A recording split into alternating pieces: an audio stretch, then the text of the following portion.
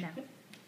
Hi everybody, my name is Gabby. I'm really honored to be presenting to you today. Jessica and Ray asked me to go ahead and create a little presentation today on today's topic called digestive health.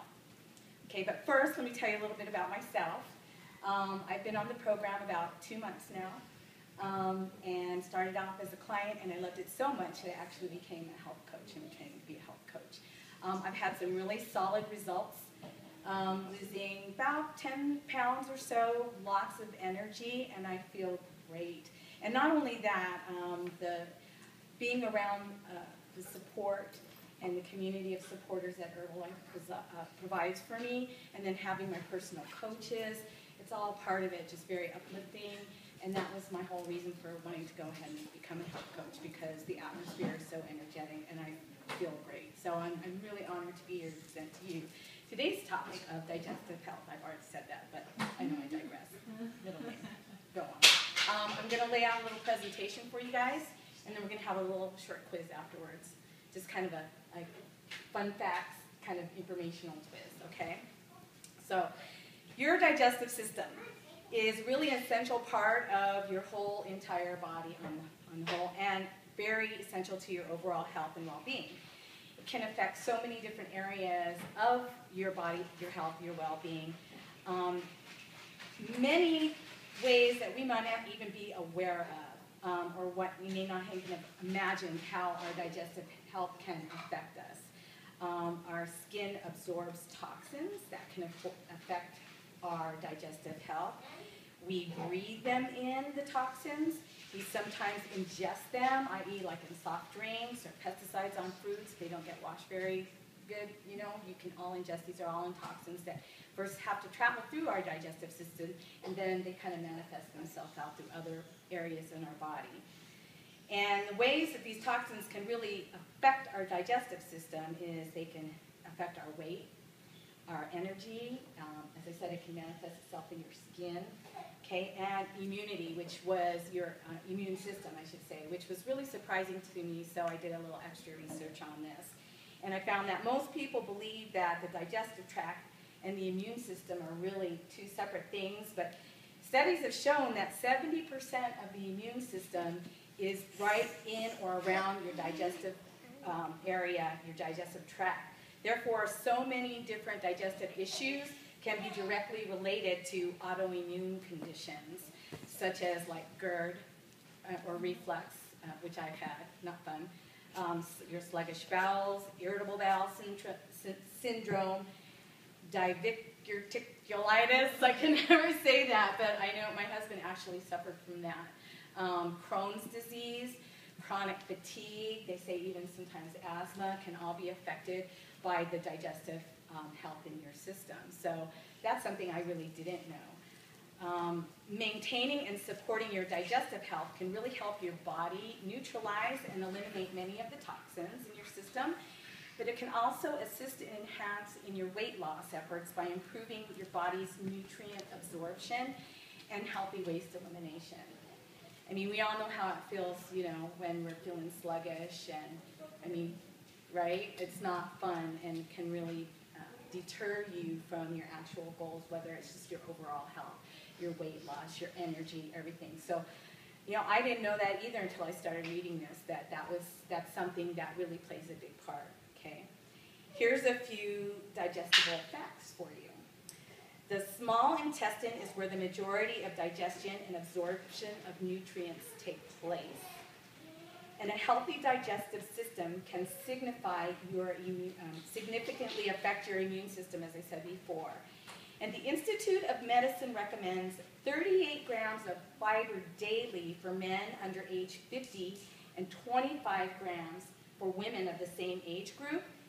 But most Americans only consume about 14 grams daily. So you can see that there's a big disparity, like 50% less just about, or more. And I actually did a little bit more research and found out that there are certain foods that can actually help your digestive system. And isn't it funny that a lot of them are PBSs, are the proteins that we can actually be taking, such as fermented foods like yogurt, miso, sauerkraut. Fermented foods are usually preserved by healthy bacteria like probiotics and such. And they can actually provide a natural source of enzymes which help break down that hard to digest food. Okay, and of course we know yogurt, miso and soy, those are all kinds of tofu, those kinds of things are totally part of our PBS, right? Our protein-based snacks. High fiber foods, beans, peas, lentils, whole grains, complex carbohydrates, vegetables, and fruit. Again, part of our Herbalife nutrition plan. They aid your digestion by adding bulk and fiber to your waste products. They keep things moving, you know, okay? And also the nutrients that are involved in all the fruits and vegetables, again, help to absorb your digestion, keep moving, keeps your absorption of all those nutrients of all that stuff you're eating. Here's one I didn't know. Ginger. According to a study published in the European Journal of Gastroenterology, did I say that right? And hepatology, ginger aids in the stimulation of digestion by speeding up the movement of food in the stomach to the upper small intestine. Now, I always knew ginger was good for things like, you know, if you had an upset stomach, you know, like, or motion sickness. I always, you know, eat crystallized ginger candy, but never did I think that was really good for your digestive system. Now, it totally makes sense. And other spices such as caraway, cumin, and fennel, when added to foods, can also aid digestion and reduce the production of gas, okay? And Herbalife, they actually have some really awesome products that can help support your digestive health. There's the Herbalife 21-day cleanse that helps to detoxify your system and can also jumpstart you on your weight loss program before you start your nutrition plan. So that's something to think about. Herbalife Aloe Drink, which you had today, that helps improve your overall digestion. The Active Fiber Powder that actually adds the fiber to your diet can really help regulate your bowel movements and everything moving through your system so you don't get that sluggish slowdown that I was talking about earlier. And Herbalife Flora Fiber for intestinal health. And that's actually like the probiotics that we were talking about earlier, that you can take that and that helps put that healthy bacteria back into your system. Okay? So that's what I learned about digestion. With me so far? Yeah? Okay. So I'm going to go ahead and throw out a little quiz out here. So this is kind of impromptu, so just go ahead and raise your hand or tell me what you think. It's a multiple choice, really easy, and we'll learn some more. Okay. 1. About how long is the digestive tract in the average adult? Like from where the food goes in to where it comes out. How long do you think that whole intestinal tract is? Is it 5 feet? Is it 12 feet? Is it 30 feet? Is it 100 feet? Hey, bingo! You smart cookie. Very good. Yes, it's 30 feet. On average, how long does it take for food to move through the stomach and the small intestine? Now, remember the days that you used to go swimming and your parents told you you can go swimming for 20 minutes? So it's all because your food is digesting, right? So on average, how long does it take? Does it take 2 days, 6 to 8 hours, 24 hours, or the 20 minutes that your mom used to tell you about? Very good. Yay. You got it on the nose. It takes 6 to 8 hours. Okay. 3. Which of the following foods would be most likely to cause heartburn? Okay. Is it chocolate, tomato juice, and mint? Chili peppers, lemon, and ginger?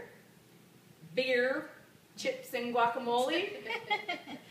Grapefruit, pickles, and cheese? Good combination, right? I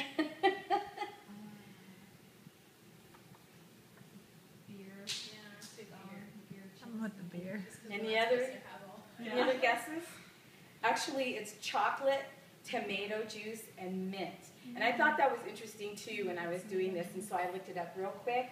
And actually, mint and tomato juice, they're kind of, and chocolate, especially the tomato juice, is kind of acidic.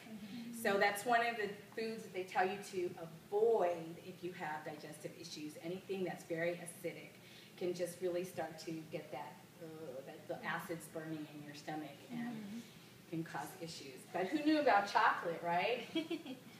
Okay. How much, okay, you know, I almost didn't do this, I almost took this out, but we'll ask it anyway, okay, because it's kind of fun. Okay.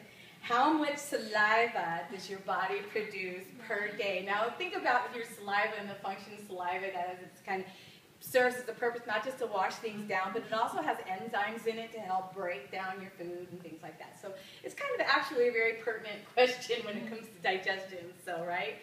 So how much saliva does your body produce a day? About half a cup, 1 cup, 1 to 2 cups, or 2 to 6 cups?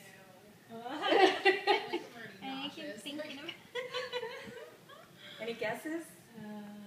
what was the third one? 1 to 2 cups? Well, I'll say 1 to 2 cups. Okay, 1 to 2 cups? Actually, it's 2 to 6 cups. Yeah. So we're like drooling way more than we really think about doing. Stop swallowing. Thinking Okay. about it. Would you consider to be constipated if, okay, you go longer than a day without a bowel movement, you don't have a bowel movement after each meal, your stools are hard and difficult to pass, or you don't have a bowel movement at the same time each day? I think all of them. For a full day. For a whole day? Yeah. A day. Actually, huh? After each meal. Actually, Got constipation just is a condition to where your stools are hard and difficult to pass. You know, you may not always have to pass each day depending on what you eat or didn't eat or some of the activity you're doing. And sometimes, I don't know about you guys, but when you travel, sometimes it can be real difficult. That doesn't necessarily constitute you being constipated. It's when you just can't go, or when you go, it's really hard and difficult and you have to strain real hard. No bueno, no good, no good. Okay. Number 6, indigestion is a general term for an upset stomach.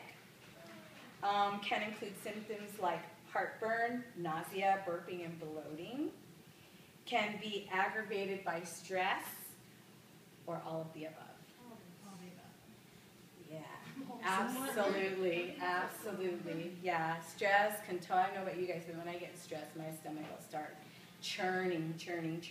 So, and totally causes things like heartburn and everything like that. I actually had some bouts with GERD a long time ago, and it's not fun, and it zapped my energy, and because it actually interrupted my sleep. Because I was like in the middle of the night, I would, you know, be not knowing, but involuntarily, like, how would you say, you know, a little acid reflux coming up, and it's just not fun. So, yeah, good to know.